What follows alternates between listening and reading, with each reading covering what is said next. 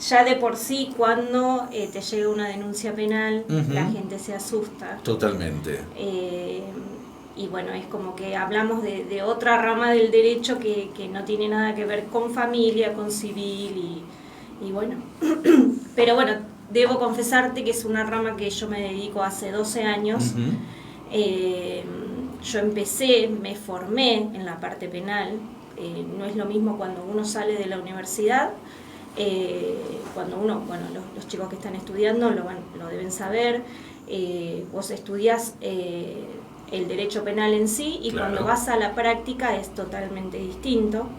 Por eso es importante cuando uno sale de la universidad poder ubicarse en algún estudio jurídico y empezar a realizar la práctica, porque la práctica es lo que te lleva a decir, bueno, estoy preparado para seguir tal rama, porque podés dedicarte a familia, Claro. penal, a civil. Yo cuando terminé la universidad tuve la suerte de entrar en un estudio jurídico en Bahía Blanca, a trabajar. Era un estudio jurídico que era la rama penal que tenían ahí, con el doctor Mario Montero, que es un abogado penalista muy reconocido en Bahía Blanca. Ajá. Con él estuve muchos años y mi formación en sí, si hoy me pongo a pensar, más allá de que yo hago familia, hago civil y o sea, hago casi todas las ramas, mi formación en sí es el derecho penal. Y si tuviéramos que conceptualizarla, ¿cuáles son las diferencias? ¿Qué hace que algo sea penal, civil? Esas dos ramas entiendo que son las fundamentales, ¿no? Penal, civil y familiar. Sí, en realidad la parte penal, lo que yo te decía, lo que yo quería aclarar, es porque estoy tomando varios casos Ajá. de DERO, donde bueno, ya están judicializados. Y lo que yo le comentaba también a Martín, es importantísimo cuando una persona recibe una notificación que tiene una denuncia penal, que ahora está muy común, asesorarse. Ahora es, bueno, como todo el mundo sabe, está muy, entre comillas, de moda, que te denuncie tu ex, que te denuncie, no sé, un familiar, por abuso, por violación, Ajá. Y me ha pasado, mucha gente ha recibido una notificación y la ha dejado pasar diciendo, bueno, yo no hice nada, me quedo en el molde, nada, no investiga a ver qué es lo que pasó, que mi recomendación es eso, cuando uno recibe una notificación de que tiene una denuncia penal hecha, lo primero que tiene que hacer es interiorizarse de qué se trata la denuncia. ¿Por qué voy a esto? Esto lo digo porque cuando me vienen a ver, muchas veces ya no hay nada para hacer. Upa. Porque el expediente se abre, cuando te hacen una denuncia penal, eso deriva en un expediente judicial, Claro. donde se empieza la investigación, que es la IPP, lo que todos denominan, cuando vos recibís un número de IPP en la notificación, es porque se abrió una etapa de investigación penal preparatoria. Bien. ¿Qué quiere decir eso?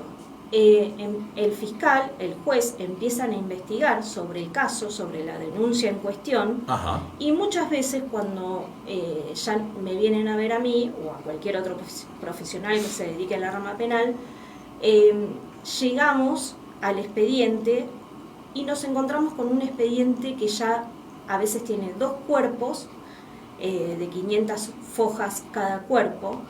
O sea, está trabajado hace 2 o 3 años. Y la persona involucrada no está al tanto. No está al tanto, o quizás estuvo al tanto y lo dejó pasar, Claro. pensando que no iba a suceder nada. Es decir, yo estoy en mi casa, me llega una citación, notificación, ¿cómo es el proceso? Es una notificación, una Ajá. cédula que vos recibís en tu casa, que te lo trae un oficial de policía. No sé, típica, Sí. violencia de género. Me llega una notificación, yo la leo, yo no hice nada, la archivo. Sí, el archivo.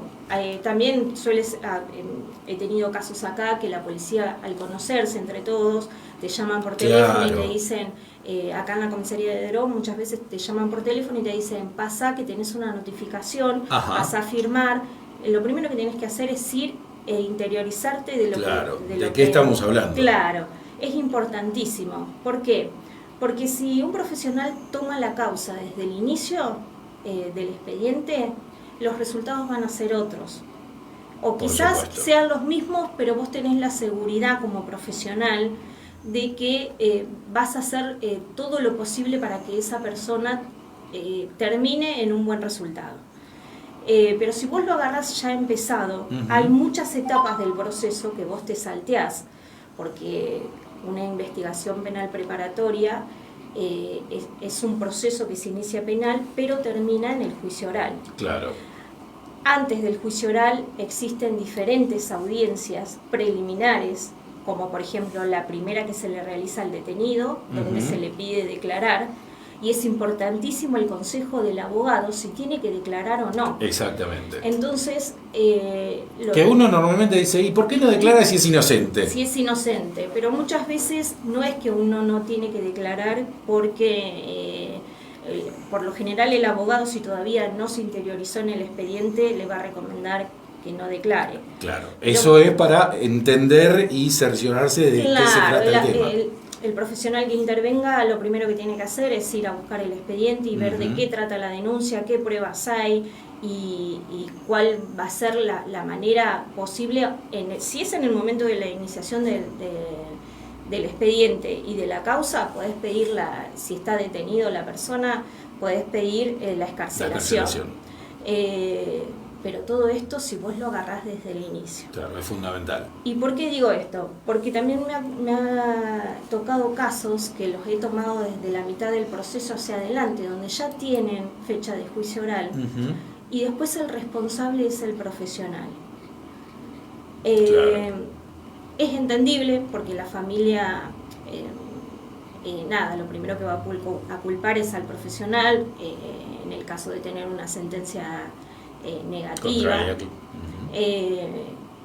Pero bueno, por eso yo resalto mucho, porque no es ni el primero ni ya he tomado varios casos de acá de Deró donde ha sucedido eso, y es importantísimo iniciar las causas el profesional que va a continuar con el proceso.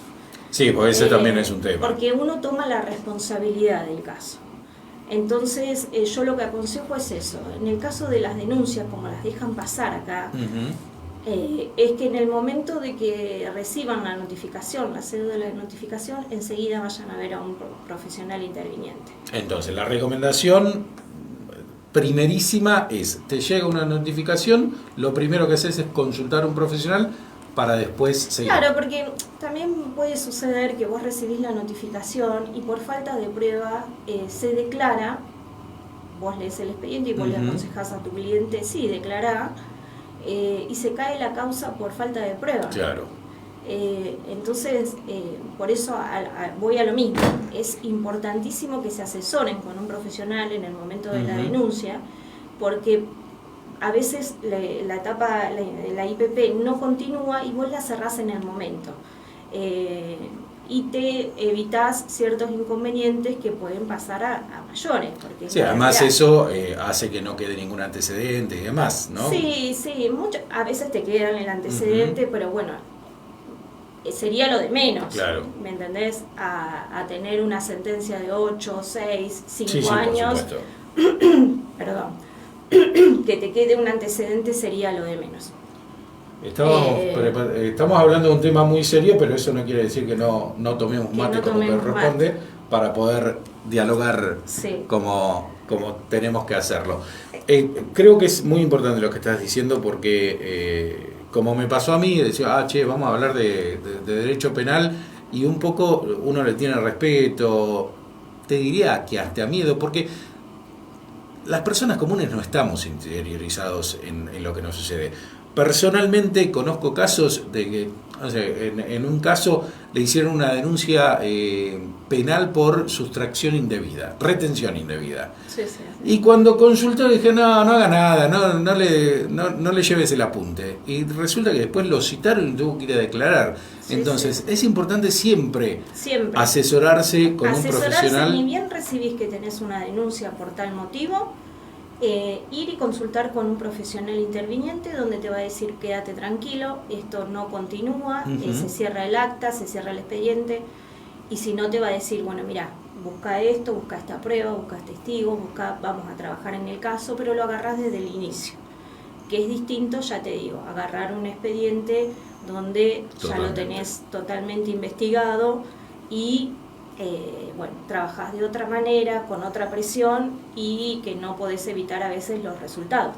Y siempre teniendo en cuenta el derecho a la legítima defensa, ¿no? Porque sí, es obviamente, fundamental. obviamente.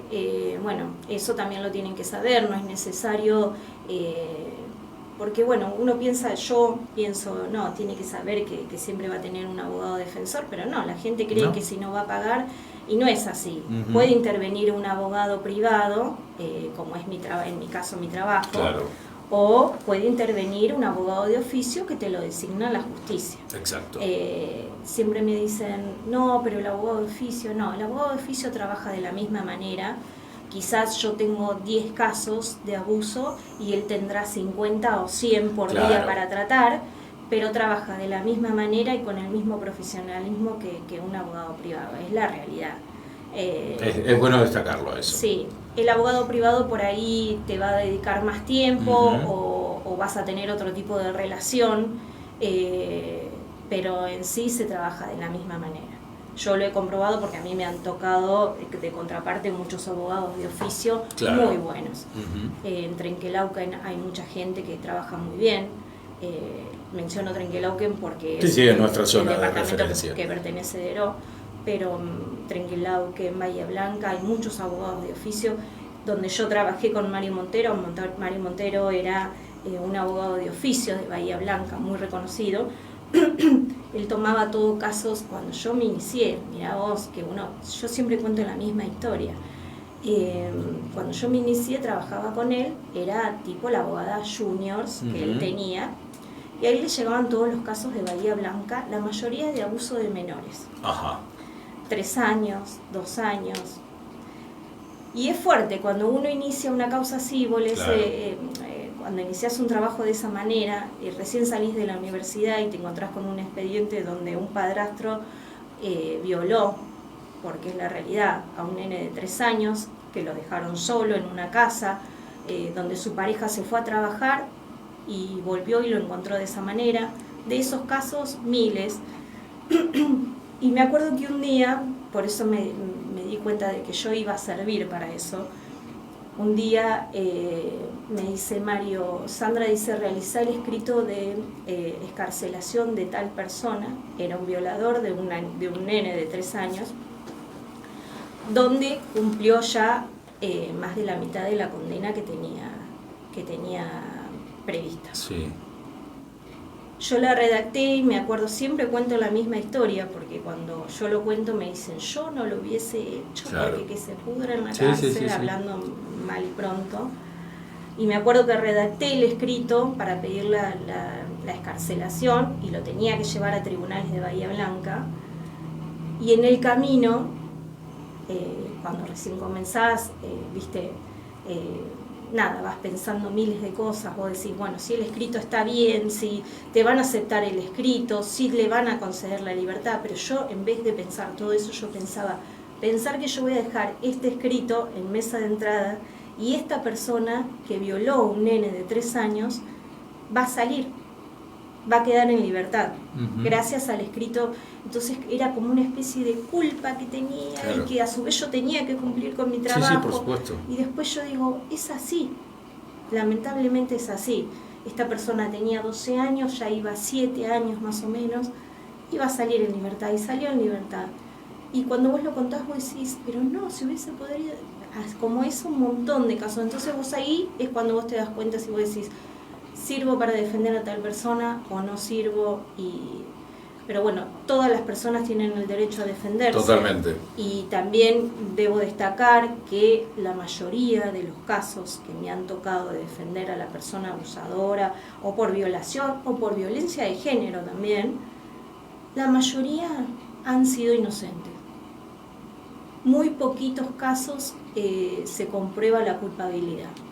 Porque es una temática que está muy de moda ahora, la violencia de género. Ahora, por ejemplo, se presentó un proyecto a la vicepresidenta donde para tratar este tema. ¿Por qué? Porque está muy de moda que la mujer, cualquier cosita, denuncia al ex marido por violación, porque le pegó, porque abusó, porque... y quizás está enojada por algún otro tema, porque no le pasa la cuota alimentaria, porque no ve a los chicos, y deriva en eso. Ahora salió un proyecto que ya se le presentó a la vicepresidenta, donde se van a iniciar procesos penales contra las mujeres que denuncien falsamente. Bien. Importantísimo. Porque la mayoría de las causas son falsas. Sí, porque si bien hay que prevenir y tratar de que no suceda, tampoco alguien que haga una denuncia falsa puede salirse con la suya. No es que esté en contra de la mujer, sino que yo hago familia, hago cuota alimentaria, hago régimen de comunicación, y muchas veces cuando no terminamos en algo que la mujer pretende, que la madre pretende, derivamos en una denuncia penal. Totalmente. Lo veo todos los días. Como también existe, sí, de eso ni hablar. Pruebas eficientes o suficientes para denunciar, también. Con el simple hecho de decir que tenemos una muerte por día, no hay mucho más que decir. A ver, no estoy en contra de eso, pero también debo decir como profesional que hay muchas denuncias falsas. Seguramente. Así que bueno, es importantísimo que nos asesoremos, ni bien recibamos una cédula de notificación, que tengamos una denuncia para que el profesional pueda actuar y podamos llegar a lo mejor posible. Mucha tela para cortar, la verdad, un verdadero placer tenerte cada vez que venís, porque nos despejás un montón de dudas, así que recordá tus datos de contacto por cualquier duda o consulta. Bueno, mi número de teléfono es 291-644-2737 y estoy en la acera 126. Así que bueno, cualquier cosita me pueden contactar ahí. Yo trabajo con la doctora Evangelina Torresi y Silvana Castillo de Bahía Blanca. En el estudio no solo tenemos penal, yo hablo de penal porque es lo que me dedico yo, pero tenemos familia, tenemos civil, tenemos previsional, así que cualquier tema puede consultarlo ahí. Muchísimas gracias. Gracias a vos, Martín. La doctora Sandra Labruz en La Mañana de Estilo.